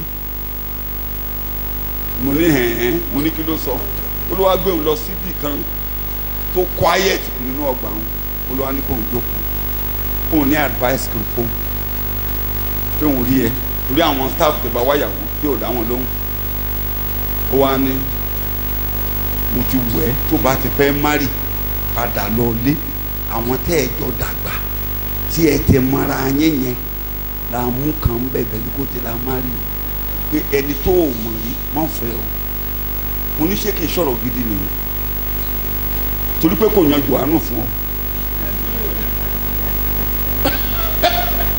mo lọ́rọ̀ gidi ló bá ẹ sọ mo ní Bíbélì ló yàn án ni ta kúnlẹ̀ àdúrà lé lórí ẹni ọmọ náà ní tẹ́ ẹ máa ríra fẹ́rẹ́fẹ́rẹ́ lẹ́kọ̀ọ́. He said that the man advised him that anytime he wants to marry, he should go and marry among his colleagues that they grew together. They should know each other very well. It's better than a stranger you cannot actually decode. You must have someone you respect. Ẹ bá mi bí àwọn ọmọ mi tó marry pé ìjọ tí mo ti súre ní wọn lé hallelujah wọn ò ní ṣòro rí pẹ̀lú ọkọ wọn àti ìyàwó wọn. Even those who married here, does it mean that there were no conflicts at all at home? No. Ìbẹ̀rù ni ẹlòmíà ní kì í ṣe irú mi ló lọ ọmọ mi. But because of the fear of God, I'll say, how can someone like me do this? Mo ṣe ń wọ ẹyẹ kúnlẹ̀ kó máa forí balẹ̀ fún ọkọ ẹ̀ màmá dárúkọ ọkọ ẹ̀ mẹ́rin sọ. A ní dáàdì a ní ṣe torí pé òun kẹ̀kẹ́ wá sọ́dọ̀ mo ní ẹjọ́ wo ló fẹ́ kó wá ẹjọ́ wo ló bó ṣe dúró dáadáa. I do play with them that you are being properly taken care of. Ìbẹ̀rù ní kí ni mo pè é? Respect your husband. Etí wo ló ń gbọ́ pé èmi ni mo lọ ń sọ pé nítorí náà jẹ́ ká you don't want to mar your integrity by reporting each other. Gbàgbé ẹ̀ ìbẹ̀rù ní ìbẹ̀rù ní. Mere reference and respect. Bẹ̀tẹ̀ lè bá ọ sọ̀rọ̀ mo bá débẹ̀. But for you wọn ò not lè ṣẹ̀kọ́ fún ọ. to be tamed and corrected, o ò ló ní bẹ̀rù kan. you don't have anybody you respect. kò sí adviser kan tó lè advice ẹ. àwọn Nobody adviser wà can nígboro. change your àwọn opinion. ọlọ́rọ̀ ẹ wà nígboro àwọn kèfèrí ní ọlọ́rọ̀ ẹ oorun tán. Your Ohun tán. unbelievers are your God and advisors. That person is towing down destructive road. kò tí ẹ níra àwa ni èmi báyìí ni ọ̀tá gbogbo yín torí I probably àwọn kan mẹ́rin wà. is your ẹ enemy. ti mọ bí tí pásítọ̀ ti máa jáde torí náà. There are many things Mo ti kúkú mọ̀. you can decode ẹ without jẹ́ fara rẹ balẹ̀. that, or interpret the pastor. Mo fẹ́ He gbowó will- lọ́rẹ̀. This is what he will say. Do Mo I fẹ́ want to gbowó collect money from you mo ṣe yan Jòhánù fún ọ. to make me to quote those verses of the Bible? mo No. fẹ́ fi ọ́ ṣe kejì ìyá ọpẹ́. Or I want to get you married again? No. mo tiẹ̀ máa ń dáwàdà máa ní tó bá fún mi ní sisi bíi mẹ́wàá báyìí mo sì lè lò ẹ̀rọ ló ń jẹ́ bẹ́ẹ̀ ìrẹ́ àfikún bá fẹ́ kú. So kí ni mo fẹ́ gbà lọ́wọ́ ẹ̀ tí bí èdè Paul kí la fẹ́ dọ̀tà fún mi ò ń sọ̀rọ̀ mi kàntì ẹlẹ́nìkan tó máa ka bíbélì sí ọ. You must have somebody that can read the Bible to you and speak truth to you. You must have. A gbọ́dọ̀ ní ẹni tó lè ka Bíbélì sí wa tí Nínú ayé eléyìí. èrò á bà wá, a lè yí padà. Nínú ayé eléyìí àwa òjíṣẹ́ Ọlọ́run kan This gbọ́dọ̀ world. tí a bá là dá wà àrùn Even ministers Tí of ẹnìkankan ò God lè bá wa are sọ̀rọ̀. not in isolation. tí ẹ bá lè bá mi sọ by mo finish. If you cannot communicate me and talk to me, My door should not be closed. And then- Torí ẹ̀yin ló rí mi dáadáa. I myself cannot go scot-free. Kódà mo tún láwọn òjíṣẹ́ Ọlọ́run ẹ̀yin náà mọ̀ pé mo lọ́rẹ̀ẹ́ bó ṣe ń wò yẹn àwọn níbi tá a lè máa sọ̀rọ̀ sí bó ṣe ń wọ̀ rẹ́ mi yẹn kábàá ti jókòó bẹ́ẹ̀ ó bẹ́ẹ̀ àti rí àmọ́ báyìí I have some ministers that àbí kó bá yẹ Bíbélì are of like-minded. o lè dágbélé ayé. You cannot live in isolation. When his heart was hardened. Nígbà tí ọkàn ọba yẹn le. A parí ẹ̀kọ́ bẹ̀ náà náà máa. Repetition ló wá ṣẹlẹ̀. Mo ti bọ́ sí verse. Mo ti kó mbẹ́. Ẹ máa wò yókù lé. And thou his son 22-23. Ẹ̀wọ́ ọmọ rẹ̀. Òrì ara rẹ̀ sílẹ̀. You never humbled And you, yourself. his son, Oh, O Belshazzar, have not humbled your heart and Ìrẹ̀lẹ̀ ni mind. pé ọkàn tó wárìrì sí. Ọ̀rọ̀ mi. Ó ṣe é Humility kọ́. is a heart that Ó trembles ṣe é at the word dẹ́rùbà. of God. You can be corrected, you can be checked. Ní àti ní kó máa kọrin àbí kó máa ṣiṣẹ́ àníjẹ́ ṣé bẹ́ẹ̀ ju iṣẹ́ rẹ̀ máa kẹ̀sí ẹ̀rá yìí kówó o fẹ́ ọ̀rọ̀ràn o ṣe é dẹ́rùbà á ọ lásán ni máa kẹ̀rá yìí kówó. When you are sanctioned, instead of changing and repenting, now you see it as a privilege to continue with your life the way you like. Those children are descendants of Belshazzar. Say put down your name or time or whatever attendance is to assist you towards the kingdom. Ẹ káàbọ̀ sá ẹ káàbọ̀ mọ̀ ẹ kú ayé o mo ti fẹ́ràn ẹni mo ń ṣe yẹn mo sì láìkì ẹ. Because I like you, that's why I'm still ẹ pẹ̀lẹ́ sá ẹ ǹlẹ́ mo sì láìkì ẹ. try to appraise you. mi ò tiẹ̀ kí ẹ káàbọ̀ good morning torí mi ò ní bá ọ dọ́ta good morning ó wá o We can ó kú greet o ó fà o each ó wá ṣọ́ọ̀ṣì o. other at a distance. ọjà òyìnbó kò mọ̀ pé nìkan ó wá o tí o ti gbọ́ bọ́kọ̀ kan òre kó ìjọ nìyẹn sójàgò sójàkọ tó bá ṣakọ lónìí ọlọ́run á fẹ́ èèyàn mẹ́wàá dípò ẹ ten. You become proud today, God will kò sí nǹkan provide tó jẹ́ replacements. à ń roko mọ́ torí pé àmọ́ pé o tóbi lọ́wọ́ ọlọ́run We tó bá dẹ̀ tí lóò jẹ́ are èèyàn jẹ́ after pẹ́rẹ́. you because we know you are Bàbá máa important parí to tẹ̀lé God. rí somebody was on the waiting ẹnìkan dúró fún iṣẹ́ ìránṣẹ́ tiẹ̀ iṣẹ́ ìránṣẹ́ bábélì ti kọjá ẹnìkan fẹ́ gba bátìn ó ti dúró iṣẹ́ Ọlọ́run kan wà lẹ́yìn kùlé pàdé mi níjọ́ mẹ́jọ. When an end has come to the kingdom of Babylon, another kingdom is about to take over. Tọ́wọ́ ọba ti ká ọ, somebody is waiting, somebody is on the waiting list àmọ́ ibi tí Sọ́ọ̀lù ti rọrùn rẹ́ni tó mi gbógun ti Dáfídì tẹ́tanú bá. If you remain hardened, the replacement is beside you. That was similar with what happened to Saul and David.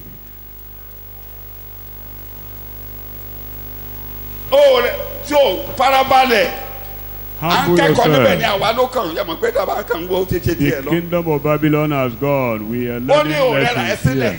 You didn't humble Ó wá ń yourself. jọ́sìn sí Ọlọ́run igi. You now Ó ń worshiping jọ́sìn sí the God gbogbo ère. of wood, God of silver and gold. Àti wo kọjá. Èdè kan mo máa parí ẹ̀kọ́ sí. Ó ní ọwọ́ ẹni èdè mẹ́ta ni mo fẹ́ parí ẹ̀kọ́ sí. Lọ́wọ́ ẹni tí ẹ̀mí rẹ̀ wà. In whose hand lies your life? Your breath. Tó bá ní kó má mi ò mí mọ́. If he seizes your breath, you stop walking. Job 12:10 ẹ̀ka yẹn tẹ́ bá fi Psalm 104:29 lé lórí. Òun ló ń jẹ́ ká mí. If he owns our breath, so we cannot be proud. In his hand Yes.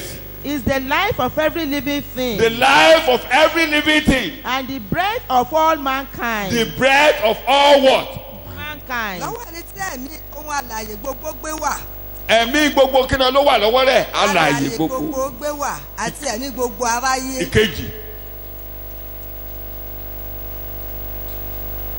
Ọ̀nà tó ń rìn gbogbo ọ̀nà pátá ló wà níwájú rẹ̀. All your ways Your are ways. before him. Ó rí ọ. Ó bá ní He kò rí ọ. sees you. Ohun tó máa ṣe 20 years time ó mọ̀. What you will do in the next 20 years is plain to him. Job 31:4. Job 31:4. Mo ti ń kánjú mo fẹ́ parí ẹ̀kọ́. Kẹ́ ń parí ẹ̀ sọ́dọ̀ bàbá Paul. Ebéèrú. òun kò á rí ipa ọ̀nà mi. Bẹ́ẹ̀ni. òun kò á sì ká gbogbo ìṣiṣẹ́ mi. Bẹ́ẹ̀ni. Ebéèrú orí kẹrin ẹsẹ̀ kẹtàlá ìyẹn tí ẹ̀ clear. Ó ní gbogbo ẹni tí à ń bá lò kedere báyìí ni ọkàn wá rí níwájú ẹ̀. Hebrews 4:13.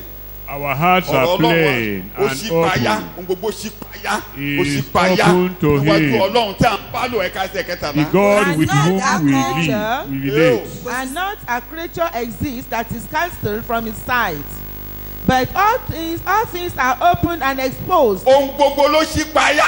Naked, kedere kò sí kọ̀kọ̀. No secret naked and before him. defenseless to the eyes of him with whom we have to do. Ó lóun ní òòjọ́sì sí. Ó gbéraga Say òòjọ́sì. you refuse to worship this very mighty God. You were proud. Ọwọ́ rẹ̀ ni ayé wa wà. Our lives are in his hands.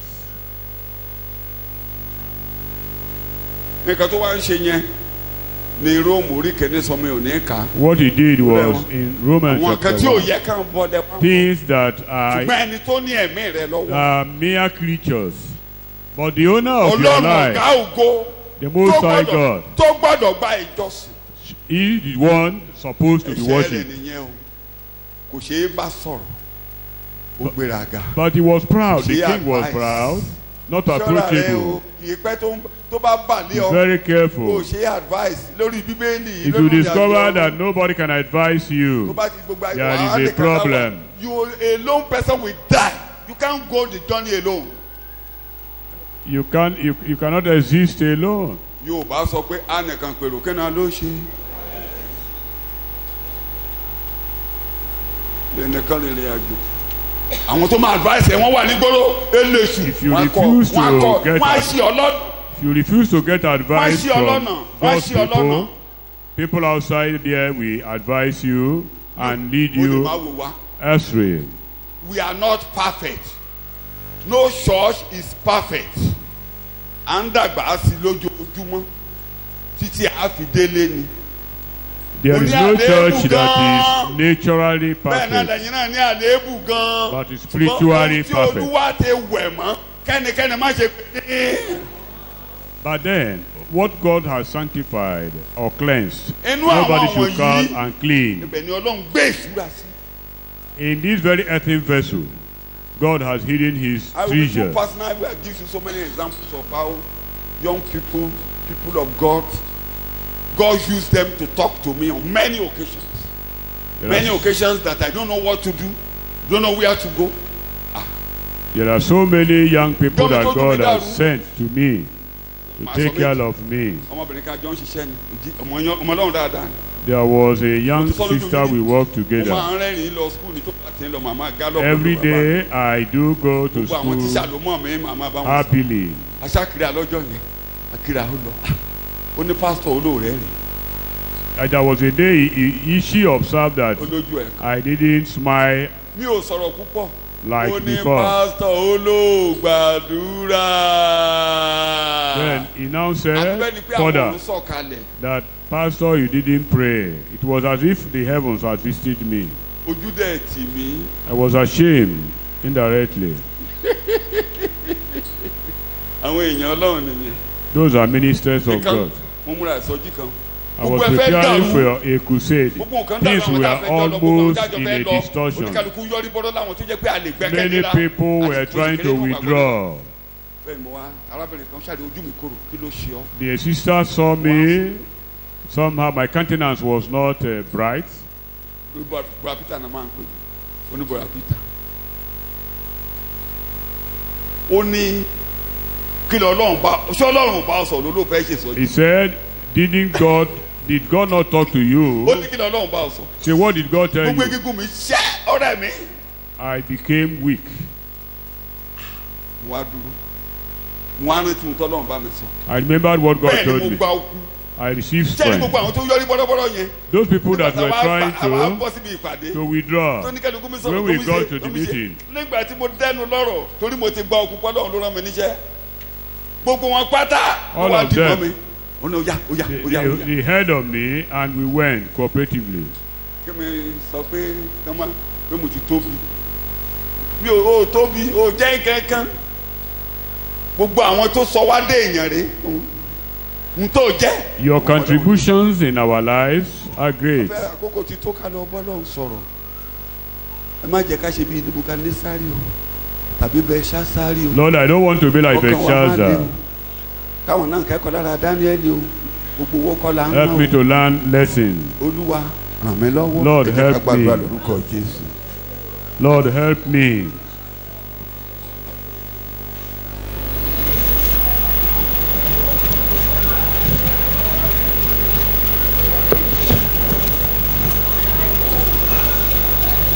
Wàá ìfẹ́ ti Ọlọ́run ìdàpọ̀ tí ẹ̀mí mímọ́ kó máa bá wa lọ. Amen. Èké hallelujah. Èké Hallelujah. hallelujah. Hallelujah. Èké hallelujah.